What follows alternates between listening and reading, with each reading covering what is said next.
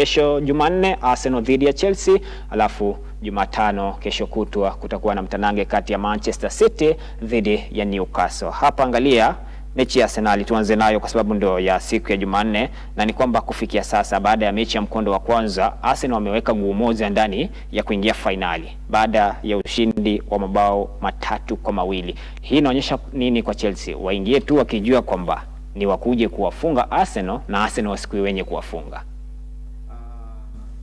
Hii mechi itakuwa ni mechi tamu sana sababu timu ya Arsenal tayari wako mguu moja ndani. Timu ya Chelsea vile vile wako ndani ya mechi sababu mechi iliishia kwa magoli 3-2. Ni kumaanisha kwamba bado Chelsea wana nafasi na timu ya Arsenal wako ndani, sio kwamba wako ndani kabisa bali wako ndani guu moja. Na kwenye hii mechi ya kesho ni mechi ambayo huenda tukashuhudia magoli mengi pale. Sioni kama tutashuhudia magoli machache pale au sare ya kutofungana. Ni mechi ambayo itakuwa ni mechi ya kusisimua kwa pande zote mbili. Kila timu pale inatamani sana kupata nafasi ya kuwa ni wenye kupata tiketi ya moja kwa moja kushiriki kwenye finali. Kwa hivyo kikubwa ni kwamba hii mechi ya Chelsea na timu ya Arsenal itakuwa ni derby kali na ni derby ambayo itamuliwa na ni nani ambaye